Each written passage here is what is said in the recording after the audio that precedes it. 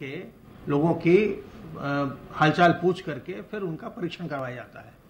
तो इस प्रकार से ये सर्वेलेंस की टीमें जो हैं लगातार काम करती रहती हैं और जितने शहर में जितने या ग्रामीण क्षेत्र में जितने केस आते हैं उसके हिसाब से और किस व्यक्ति को उनके कारण संक्रमण मिल सकता है उसकी पहचान करना, उनका टेस्ट करवाना और इस तरह से डिटेक्शन करके उनको फिर अगर संक्रमण पाया जाए तो उनको आइसोलेट करवाया जाता है।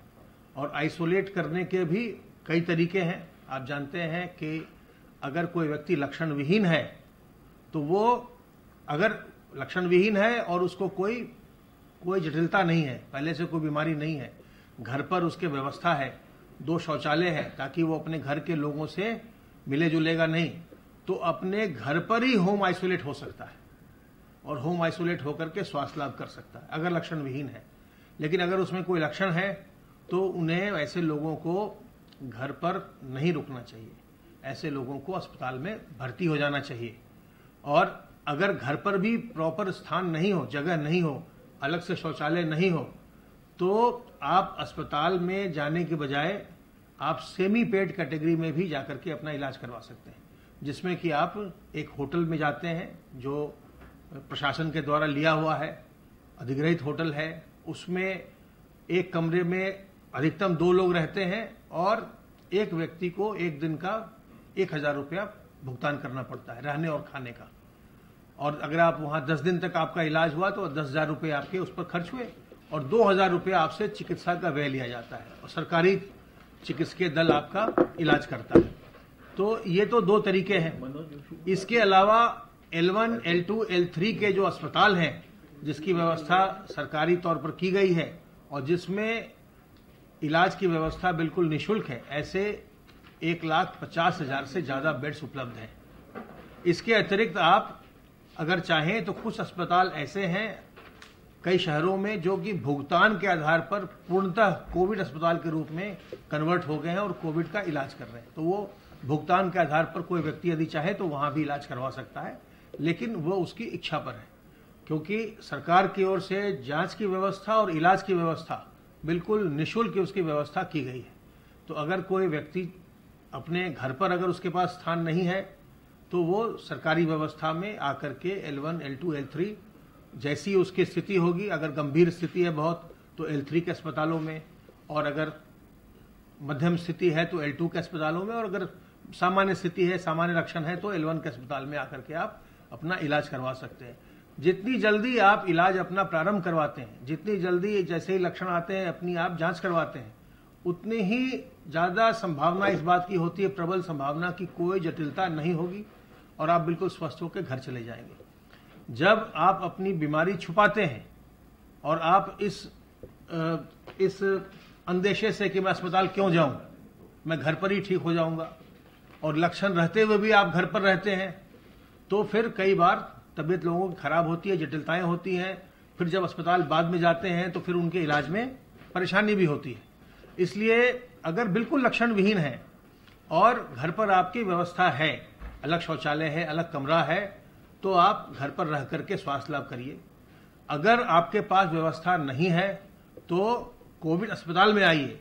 हो सकता है कि आपको घर के जैसा जो आपको कंफर्ट मिलता वो वहां नहीं मिले, आपको उस तरह का खाना जो आप घर में मनचाहा खाते, अस्पताल का खाना आपको वैसा न मिले, लेकिन वो आप वहां पर चिकित्सकों के निगरानी में रहेंगे और आप वहां पर बिल्कुल समय से स्वस्थ हो जाएंगे, समय से आपकी दवाएं मिलेंगी और आप लगातार आपकी देखभाल होगी।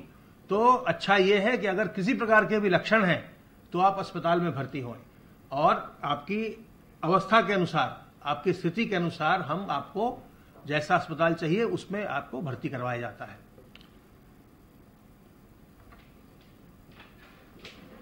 जो हम नॉन कोविड केयर को हम मॉनिटर करते हैं उसके अंतर्गत कल दिनांक 20 सितंबर को सरकारी अस्पतालों में 7,039 बच्चों का जन्म हुआ। संस्थागत प्रसव आप जानते हैं गर्भवती महिलाओं के लिए बहुत ही महत्वपूर्ण है और बच्चे की और माता की जान बचाने के लिए भी और स्वास्थ्य के लिए भी ये बहुत आवश्यक है। और वहां पर जब आप संस्थागत प्रसव गर्भवती महिला का होता है तो बच्चों के बहुत सारे टीकाकरण भी वहां पर तत्काल हो जाता है। तो 7,039 बच्चों का जन्म सरकारी अस्पतालों में हुआ। इनमें से 6,871 नॉर्मल डिलीवरी हुई और 168 सिजेरियन सेक्शन से डिलीवरी हुई। इसी प्रकार से हम जो नॉन कोविड केयर में जो सर्जरीज होती है सरकारी अस्पताल में, उसको भी हम मॉनिटर करते हैं। 1 तारीख से 21 तारीख सितंबर के महीने में पिछले वर्ष सरकारी अस्पतालों में 14,826 मेजर सर्जरीज हुई थी और उसी अवधि में इस साल 10,642 मेजर सर्जरीज हुई हैं। जो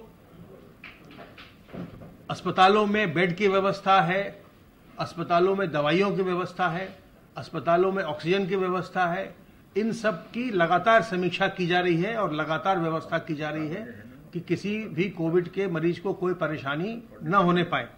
लेकिन हमें सावधान रहकर, सतर्क रहकर, संक्रमण से बचकर ऐसा हमें अपने आप को रखना है कि हमें अस्पताल जाने की नौबत ही ना आए। और ये संभव है अगर आप कुछ सावधानियां बरतेंगे, अगर अपने हाथ को आप साबुन पानी से बार बार साफ करते रहेंगे, अगर अपने मुंह और नाक को आप ढककर रखेंगे मास्क से, रुमाल से, गमछे से, दुपट्टे से, और अगर आप कहीं भी जाएं लोगों से 2 गज की दूरी बनाएंगे, तो संक्रमण आपको पकड़ने की, आपको मिलने की, संक्रमित होने की संभावना नगण्य हो जाएगी और आप स्वस्थ रहेंगे, आप संक्रमण से बचे रहेंगे, खुद भी बचे रहेंगे और आप अपने परिवारीजनों को भी बचाएंगे, अपने परिचितों को भी बचाएंगे। और विशेष करके ध्यान रखिएगा बुजुर्गों का, गर्भवती महिलाओं का, और जो लोग पहले से किसी न किसी बीमारी से ग्रस्त हैं, जैसे डायबिटीज है, हाइपरटेंशन है, अगर मान लीजिए आपको लंग्स की बीमारी है, किडनी की बीमारी है, हार्ट की बीमारी है, कैंसर है, तो आपको ज्यादा सतर्क रहने की आवश्यकता है। सावधानियां बरतिए, सतर्क रहिए, संक्रमण से बचे रहिए, चिंता मुक्त रहिए, प्रसन्न रहिए।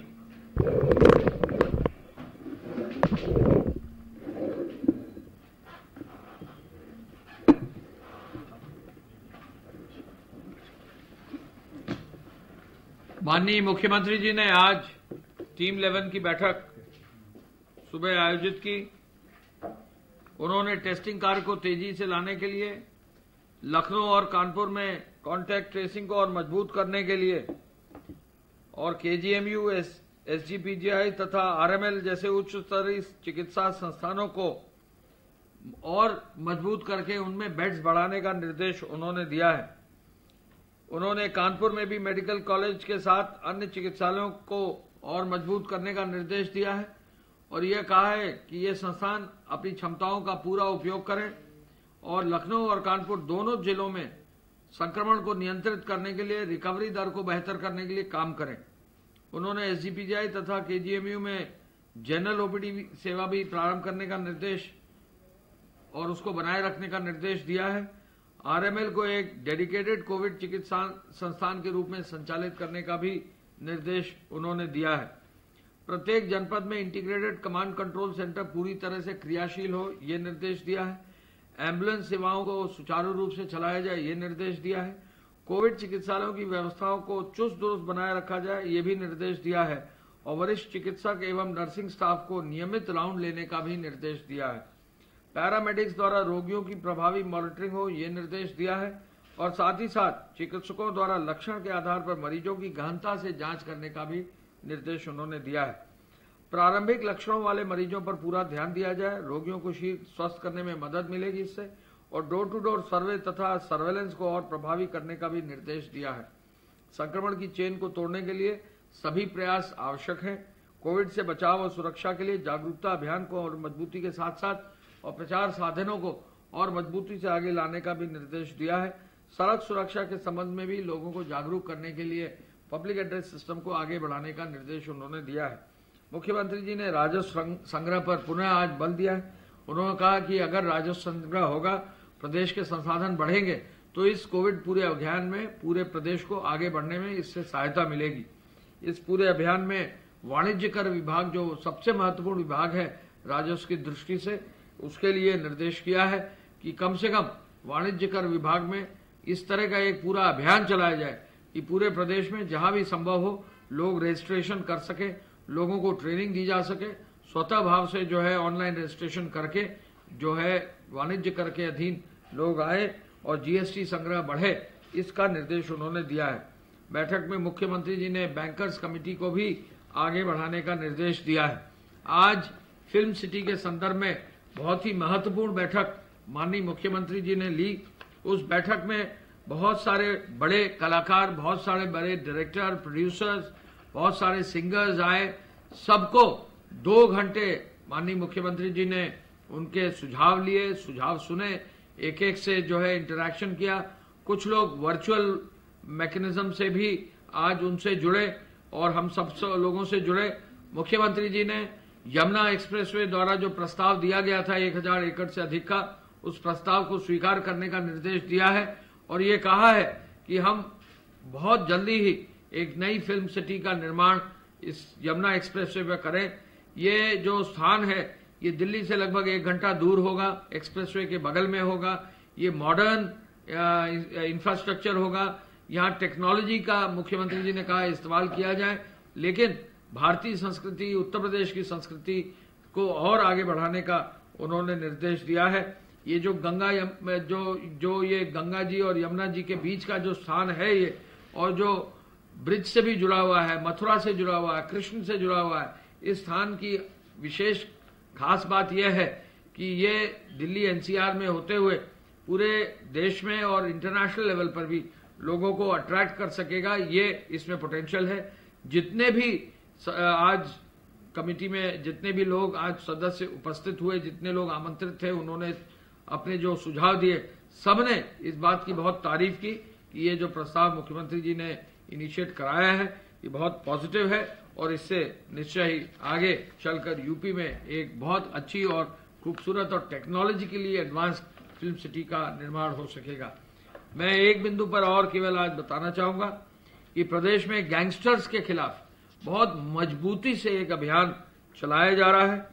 आपको जानकर जो है आपको ये जानकारी दी जा रही है कि पूरे प्रदेश में गैंगस्टर एक्ट के अंतर्गत अब तक 3112 गैंग चार्ट बनाए गए हैं और ये 3112 में से 3110 गैंग चार्ट जिलाधिकारियों ने अनुमोदित भी कर दिए हैं।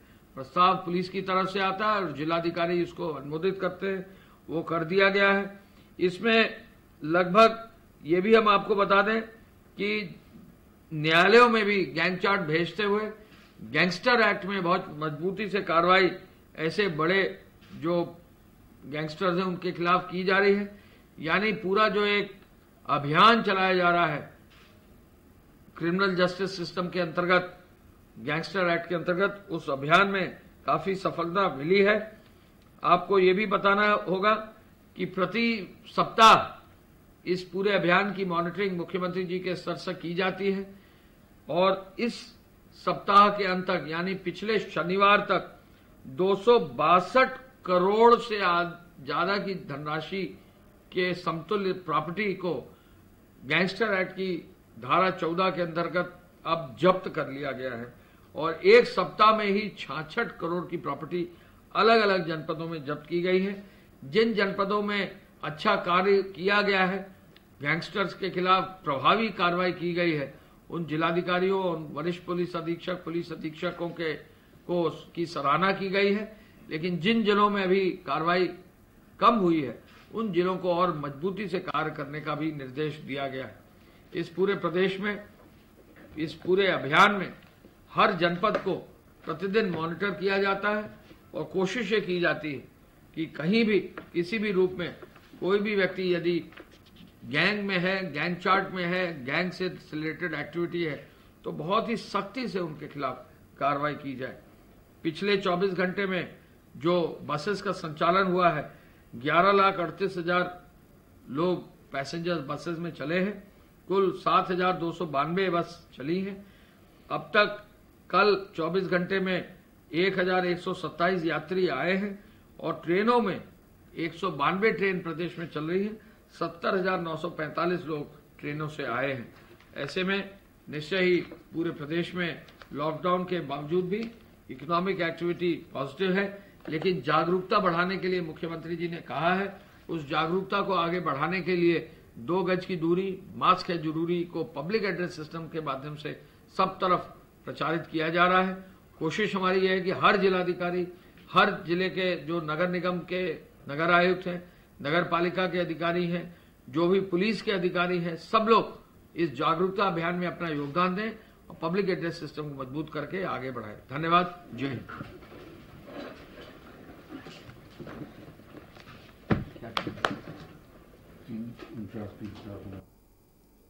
तो अहम प्रेस कॉन्फ्रेंस यूपी सरकार की आप सुन रहे थे, जहां पर गैंगस्टर पे किस तरह से कार्रवाई की जा रही है उसके बारे में बताया जा रहा था और कोरोना को लेकर अहम जानकारी दी जा रही थी। रुकिए छोटे से ब्रेक के लिए, जल्द हाजिर होंगे।